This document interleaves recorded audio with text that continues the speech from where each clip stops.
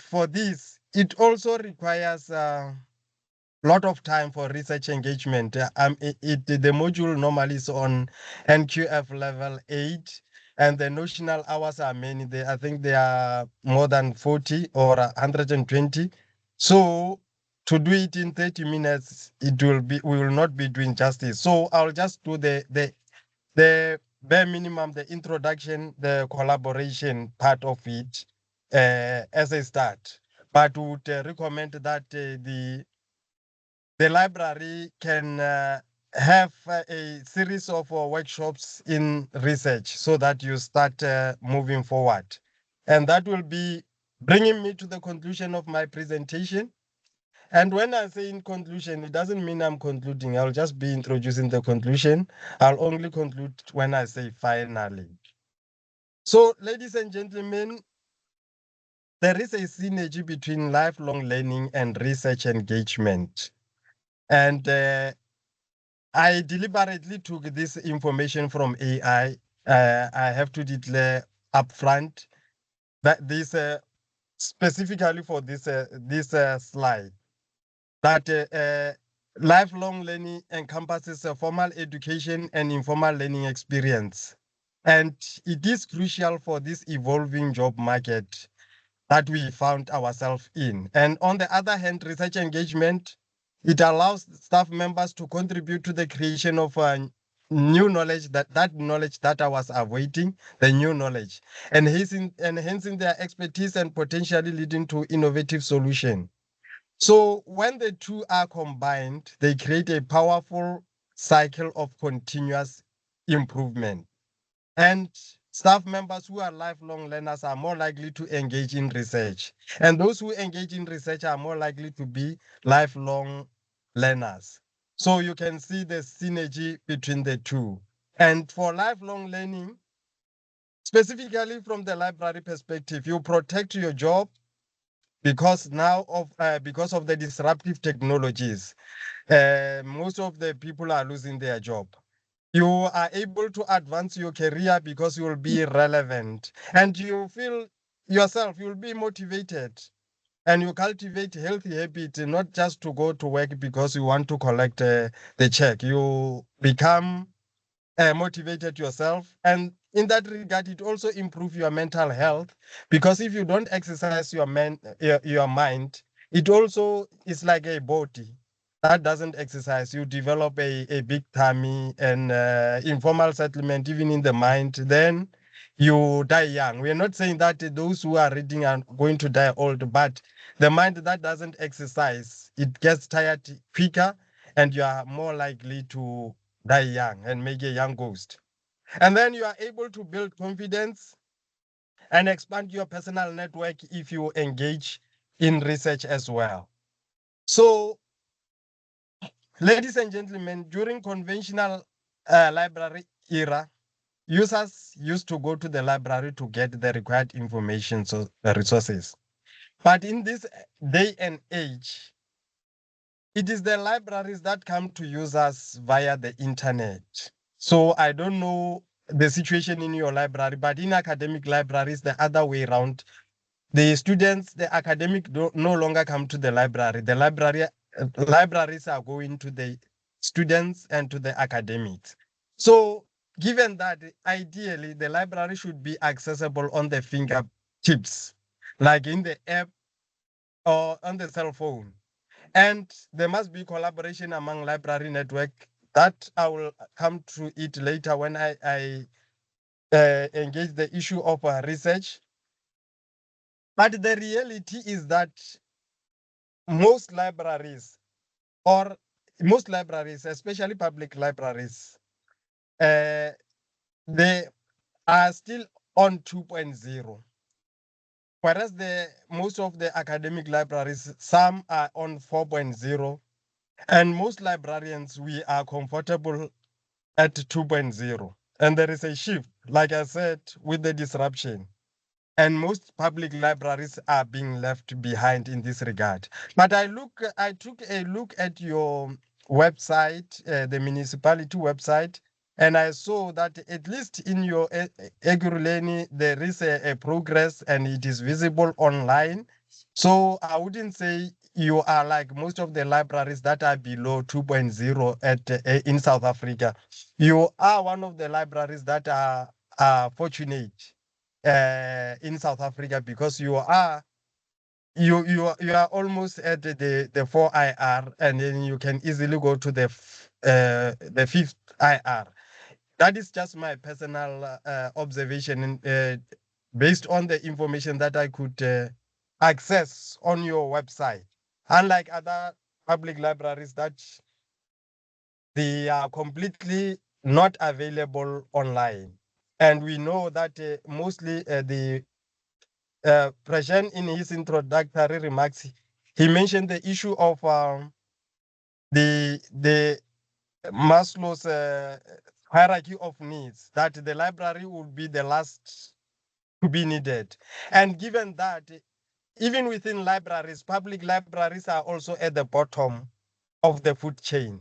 First, within the municipality, but even within libraries themselves, they are at the bottom. But what I see is that your library, as much as public libraries are in the periphery of the periphery, but your library is in the hub of that periphery, meaning that you are better off than many other public libraries in South Africa. And for that, you should be grateful. So, given that, there are a lot of disruptions for our services in the library. The biggest disruption is also Google. Google for academic, even for public libraries. If a person has to go to the public library or to the academic library, the first point of access is Google, and it disrupt the libraries. Hence, the users, when they need information, they just don't need to have more than 3 clicks to access information. So as you compete with Google, you know that you have to be innovative, that the users use your resources. And in the same way that Google works, you are able to work in your database for the users to access the information. I see that most academic libraries were able to circumvent that uh, through that. If a person is searching Google, as much as that person is affiliated to a particular academic library, they are able to access the information from the databases of the library, not even being aware that they are accessing information from that. And it may be different with the public libraries because you're saving the entire public. Your constituency is broader than the one that is limited for the academic libraries. So in this regard, I talked about the innovation that we need to sharpen and streamline our e-discovery with a federated searches so that we are able to create our own Google within our own environment so that users can be able to use that and then not run to Google, which uh, information is not fully authenticated there, unlike the information that is found in the library is more authenticated than the one that is on Google. And with the AI as well, it's a bit of a challenge because now it generates a lot of information for, especially the generative AI. But Noam Chomsky, he says this on AI that we need not worry much because the human mind is not like a chat GPT. And he says, let's stop calling it artificial intelligence then and call it what it is and makes plagiarism software because it doesn't create anything, but it copies existing work of existing artists, modifying them enough to escape copyright law. That is what he said in March 8 March 2023, of which it is relevant because mostly what the product of a generative AI in most of the time is information that is already available on internet. It just recycle the information. And we all know these processes from mechanization during the steam engine development, electrification for the electricity, automation for computers, digitalization for disruptive technologies. So these four processes represent the industrial revolutions from the first, which was mechanization, and to the last one where we are, which is digitalization. Although people talk about a fifth industrial revolution, like as I said in the introductory remarks, we are still, most of us, we are still in between electrification and automation, because even most of our functions within libraries are not really automated. And but if we draw from the fifth industrial revolution, then we'll also see that we need to be relevant. And for us to be relevant, we can't go back to school because we already have a qualification. So in that regard, we have to do the lifelong learning. And as librarians, we have to be skilled and be leaders and be digital savvy and be problem solvers, so that we don't also consume all the time. And the for us to be like that, we have to be educated. And already we have got that education because we are qualified librarians. So we need to equip ourselves, learn, relearn, and unlearn, so that we are able to be relevant to the current situation. Because now, with the technology that are affecting us in the libraries, especially started in academic libraries, but is slowly moving in the public libraries.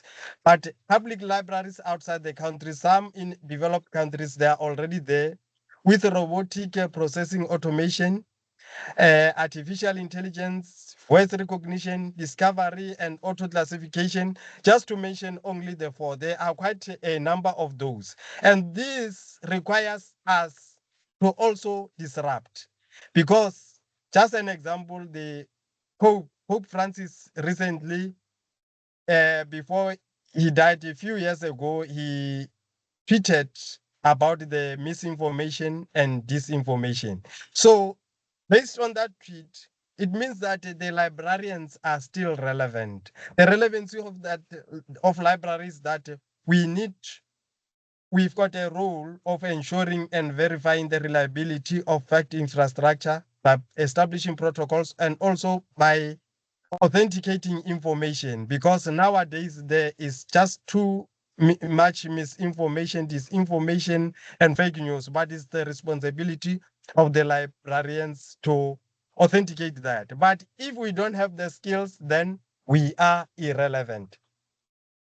And in all those challenges that I put, most of the time, if we facing these challenges, what we do is that we race to the next best available technology. And because of vendor pressure or the management pressure, saying that if the municipal managers or the top management in the municipalities have gone to a visit and they've seen that these libraries elsewhere, they are operating this way, when they come, they just instruct you to implement a certain technology which might not even be relevant to you. And socially, then the library becomes invisible if we are not in par with what the developments are currently. So we must bring the library to the management table strategically, to the extent that even if the needs now is electricity, is water, but libraries must also be at the top of the food chain, not at the bottom, because with that information, we are able to solve those problems that are affecting society. But if we don't bring the library, if it's an afterthought, we will keep on having all these grand societal problems of water, of electricity. I can just give you an example of there was this article that was written on Ebola many years ago, and it was behind paywall. It was not accessed, and it was warning people about Ebola outbreak in the DRC and nearby countries many years ago. But Scientists in Africa couldn't access that article because it was behind paywalls. That is where the library comes in. And if and only if that article was accessed from the libraries, it could have prevented many deaths. So you can see the importance of the library. It is the same as the problem that was highlighted by Rashan earlier on about the focus being on water and electricity. But these problems can be solved by accessing information first, and you have information to make a decision. And in that way, we wouldn't be having problems of electricity, water, and all other problems. But as long as we continue with the current mode, we are still going to have the problem. As long as the library is at the bottom of the food chain, we are going to have this problem. So librarians require professional staff training, ongoing training. And in universities, I see they are using LinkedIn Learning for training. This, when you get it, and then the staff that are involved, they can do training at their own time and different kind of training and whatever training they need. If the library is subscribing to LinkedIn Learning, it's got so many training that you don't need, you might not even need to be in the class. You just have to be online and then do whatever training you need. And then the practice is also there. And the librarians must also participate in solution and setting agenda. We shouldn't be always consuming information all the time, but we must sometimes identify problem and create a new invention, even in our library, so that that invention can help societal problems here in your municipality, in the country, in the continent, and globally. So we need to disrupt. And the disruption also from our library, it can also be on content and focus. I always say that if you can't beat them, join them. The same as what the welcoming remarks was saying about other given preference. So even at the public library level, you may consider producing knowledge by making the public library as a publisher as well, as a low-level publisher that focus on your constituency, the people that you serve in your municipality, and be able to diversify sources of information there and authenticate information. And you create inclusive space for cultural exchange within your library by repurposing the library space for storytelling or activities such as spelling bee, the book clubs, and then you engage people. And the transformation agenda as well by including local content in your collection. One day I visited a library, a public library in Mahikeng, and when I asked why is the public library named Munsiwa, no librarian could answer that. Then it it was it is not good that you have a library that does not have a local content, and even the name of the library, and then you don't even know who that person is. So it is necessary that you start from inside and then you go outside. In that regard, you must have all the information of Eguruleni in your library. That is the starting point, because if a person comes from outside the city or outside the country and wants to do research about the city, they will definitely visit the Eguruleni library. But if any of the Eguruleni library, if you don't have the information, then it defeats the whole purpose. It's the same as a situation wherein you find that more of the content is from outside the continent than inside. And then people start complaining that libraries are not used. It's because it is not relevant to the people. We must start from inside and going outside. And the library has got a duty to protect the integrity of information. Hence, I'm saying that you will always be relevant, irrespective of the AI technology or the fourth industrial revolution, because as the library, we have to authenticate that. And we have to commit to our professional community.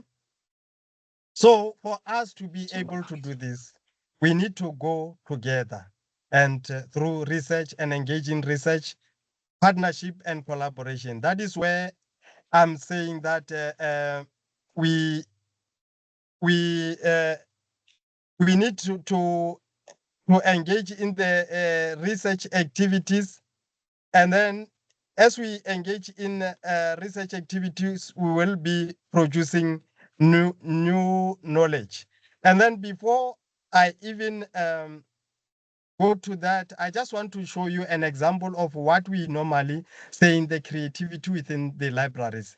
And things like amazing the new technology, and then using the new technology to entice young users of the libraries. This way you are engaging them, whether it's on the app or literally in the library, as I'm talking about repurposing the spaces. Like at UNISA, for example, I just wanted to give this example of the emojis that we do in Northern Sotho, and what we call Twancho M is an emoji, a word for emoji in Northern Sotho, wherein we teach people the proverbs about the Northern Sotho proverbs, especially young people, the basic ones. And then when we do this, we are able to give them the emojis, and then we say, even in the app that we develop, and ask them what does that emoji or the proverb reflect. Like the first one is think of the devil and he will appear. And then the next one is a mochaba pula o chabela matorotorong, which would mean out of the frying pan into fire. I just wanted to give that example before I go into knowledge production. And we know that I mentioned that the public libraries normally are at the bottom of the food chain. And but librarians are at a more advantageous position than, if I had to give an analogy of a post office, than a person who's working in the post office, receiving letters or delivering letters. That person doesn't have access to the content of the letters. But as librarians, we've got access, unlimited access to the books that are in the library, but we are not really utilizing it to the optimally. So we are more advantageous because nothing's stopping us from accessing that information. But now it is not only about us always accessing information, we need to produce knowledge. As librarians, like I say, you must consider developing a publishing hub for the public libraries, and basing it specifically at your municipality. And then production of new knowledge through publishing, because as you do research, you will engage, and then you will have innovative ways. This information is more specifically relevant to the universities, because we know that for you to be appointed at university to be a lecturer, you need to be tenured, and for you to be tenured, you need to be to meet certain requirement in terms of research. I gave example of at UNISA there, you needed 3 articles to be a lecturer in the past 5 years. But there's no teaching methods for publishing and knowledge production, especially in South Africa. So hence I'm saying that for me, I'm suggesting that as a start, you look at collaboration. And for Michael Jordan says that talent wins game. You may be talented, you can wins game, but teamwork intelligence wins championships. So that means you should go together. And this is the motivation for producing knowledge. It is for knowledge and information sharing, and we are in that space. For those who are from academic, it may be for intensive and incentives and tenure. But for you who are not in academic, it may be for recognition, visibility, or ego. For academic, it also may be for reward and promotion, and job or career and learning requirement. But for you, you can also use it later for career development, and it's also a learning curve and propriety or ownership as well. And the reality that we know about research, like I said, we are at the bottom of the least food chain. And if you want to engage in research, you'll experience failure and frustration before you find a working method. So, but those who have mentors are privileged.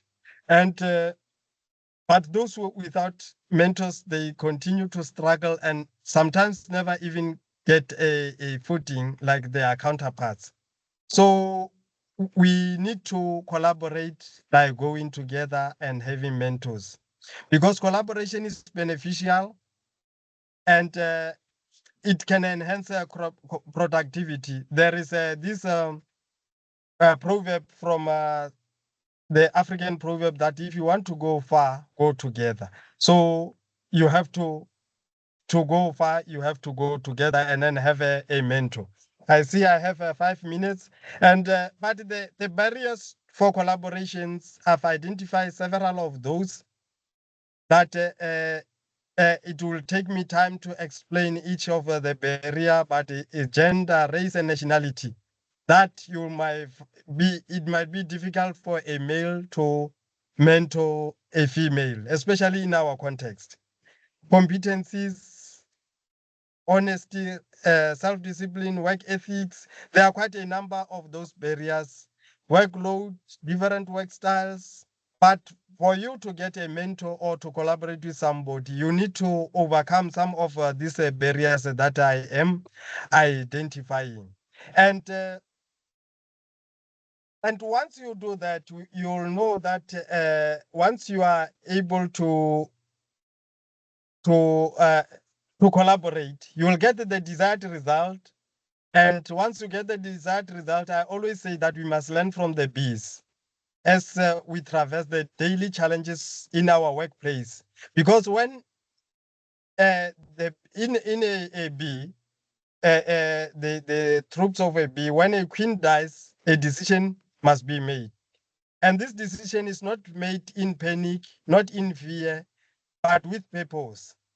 And the hive doesn't collapse, it adapts. From a sea of ordinary larvae, a few are chosen, not because they are special, but because they could be. And they are fed something extraordinary, like a royal journey, the nectar to transform. And that is where the magic begins. And because it is fed and it is not born, it is made. The queen lives and it rebuilds order. And where there was silence, she brings a rhythm again. Because in a hive, crisis doesn't create chaos, it creates a leadership.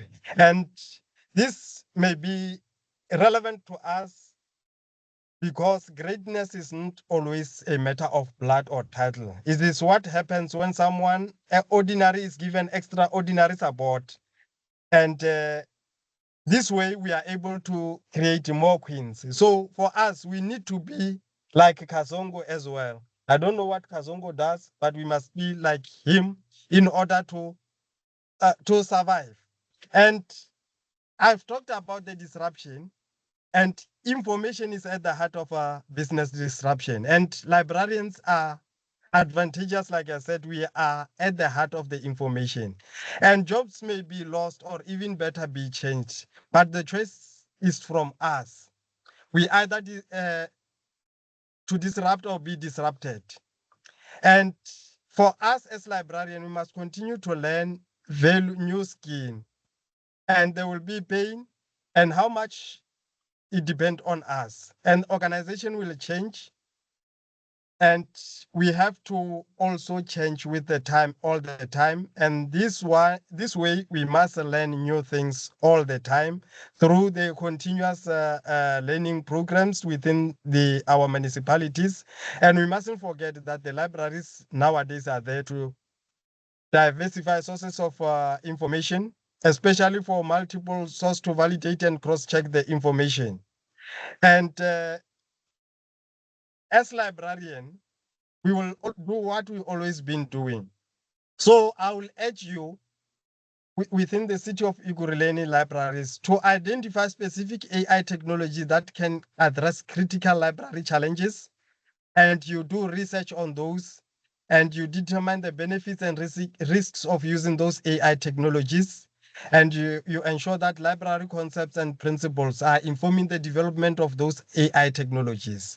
But issues of copyright during those processes should also be interrogated. But that you can also do within your own environment, because It doesn't mean that if AI is applicable to certain environment, it's also applicable to you, but there might be those that are applicable to you. There are those that are not.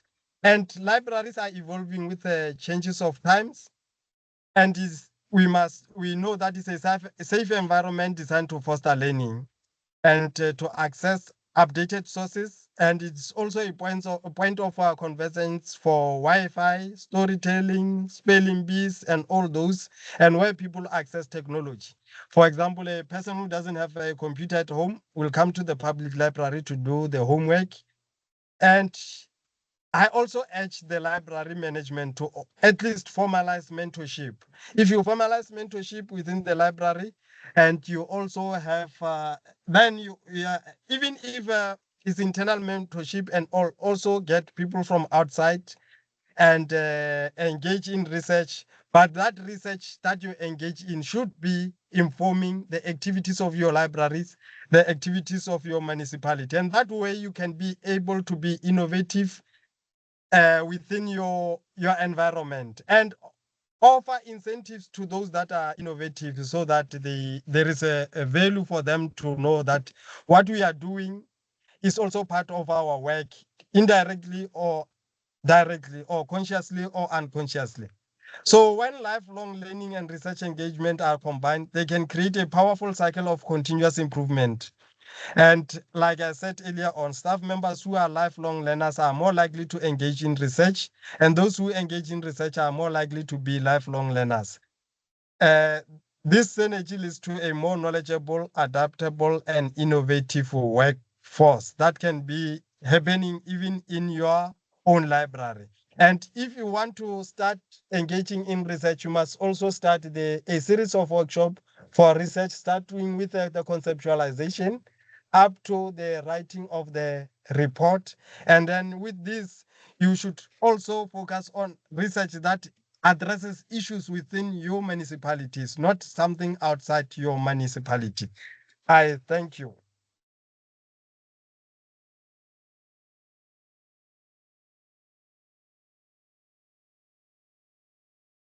Thank you very much, Prof. That's the Executive Director, Prof. Mpho Ngoepe. So thank you very much for joining us virtually. I guess that's how we do things now, virtually.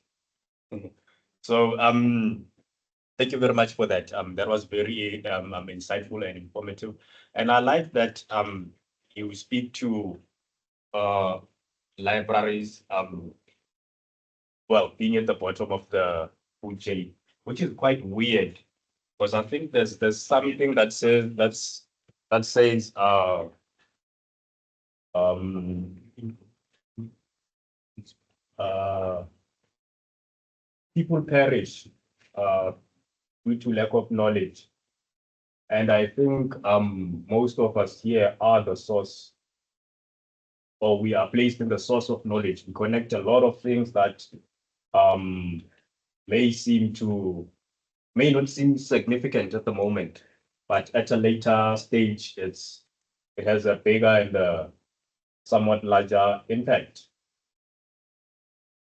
The butterfly effect, I guess, Anna Marie.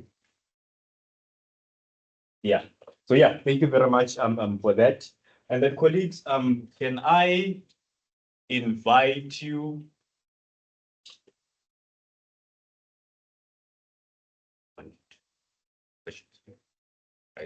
Prof, are you still with us over there? Yes, I'm Prof? still here. Yes, colleagues would like to engage with you if you have some time. Yes, I can spare some time. Prof, thank you very much for your enlightening talk. We are still operating under 2.0. I didn't welcome you. My apologies for that. they say out of sight, out of mind. But welcome to our Librarians Day celebration. You know, you spoke about quite a few things there, but among those were reskilling and upskilling. and the importance of the power of information there. In the city of Ekurhuleni, we are trying to move from 2.0, and I think now we may be at 3.0 there. We were one of the municipalities that have recently appointed a e-innovation specialist so that we can move more towards 4IR and AI there.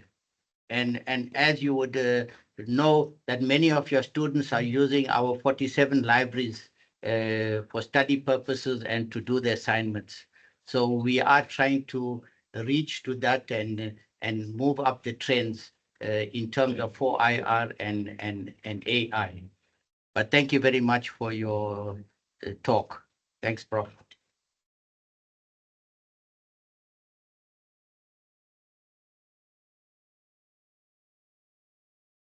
Can I come in? Yeah. Okay, Prof. I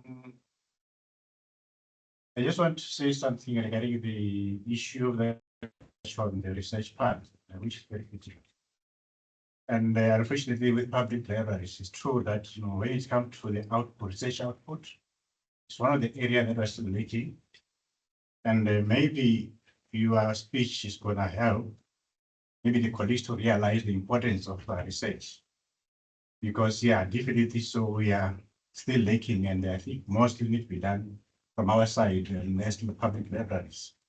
So just a comment that we really appreciate the speech, because really colleagues here will realize how important it is for them to get involved. And because there are times where we even engage with the colleagues that maybe we need to start maybe having some committees or, where we need to sort of maybe come together and maybe start maybe looking at it. What is it that we can do? There are a lot of things that we can do, especially research-wise in the municipality.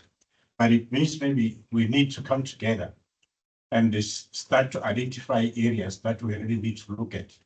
So thanks so much for the presentation, and hopefully we engage with the colleagues about the research part of it. We will start to see the importance of maybe why do we really have to engage in the research. Thanks so much for the opportunity. Thank you.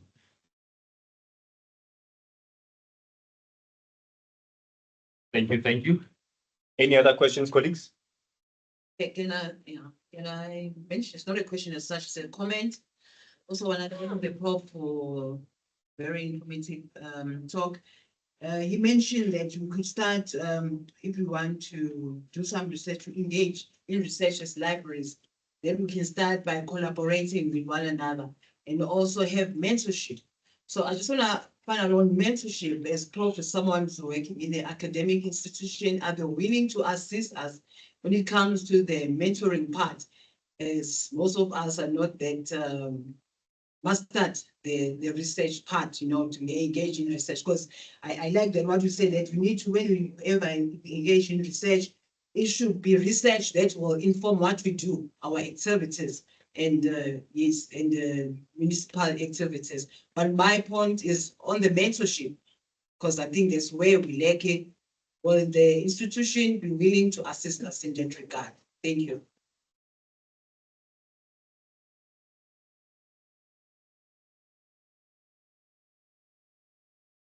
Prof, not sure if you got that.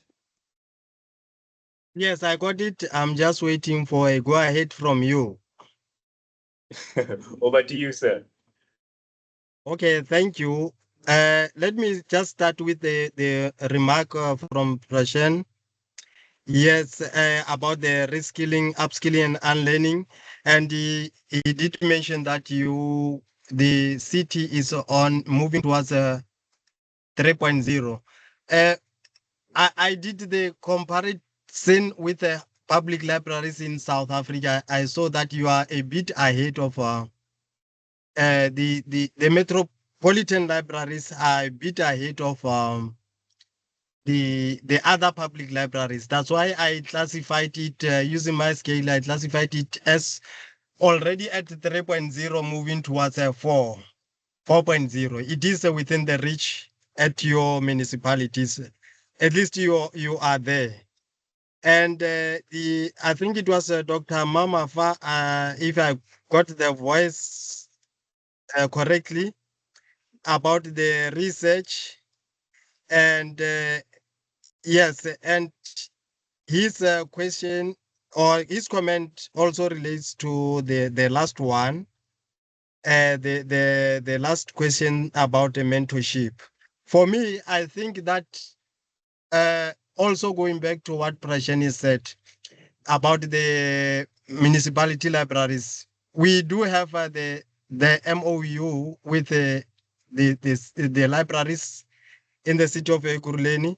So for that, we can utilize it to our advantage, and especially even with the mentors and mentorship, because academic is always ready for engaged scholarship. Engaged scholarship, it involves going to the communities, doing research with the community members, and then also co-publishing with the community members. And that way, it is the problem that is solving the problem at a community level rather than an academic coming alone doing research, writing and going, not even coming back, and you don't even know what that person found. But yes, with the mentorship, we are, even through that MOU itself, we are able to formalize the mentorship, addressing the real problems. And then internally at UNISA, for example, we also have from the library, we having partnership with the academics, especially from the information science. So in that regard, we are able to even extend that to your library. So for example, part of our core curricular activities, we always train people on leadership and AI issues. If, for example, you feel that the gap is in research, we are able to customize it for your library only, and then you host it rather than us hosting it at UNISA. You call us and then we customize it and then you host it, but we can do the certification of attendance. So, and then the mentorship can also be started during that process, and then you paired with a mentor. I hope I've covered all the questions and comments. Thank you. Thank you very much, Prof. Any last one? Going once, twice, twice and a half. And so, all right, no, thank you very much, Prof. I think that was the last of the questions and comments. Thank you. So, yeah, Hey, Jeff, I'm not going to stay because I'm at the airport. oh, Yeah. okay. Find it. No, then it's okay, sir. Thank you very much for making time to join us, Okay. even though you are on the road or on air Yes, right now. and next time I will join you physically. Thank you. Thank you you, very Prof. much. Appreciate Thank your you. time.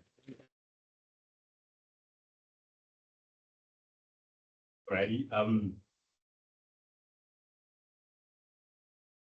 Colleagues, we also want to welcome the Acting Director, Provincial Library Services, Mpho. Thank you very much for honoring your presence here. I know you could have been at Lesedi today, but you chose to be with us there. We are very thankful and grateful.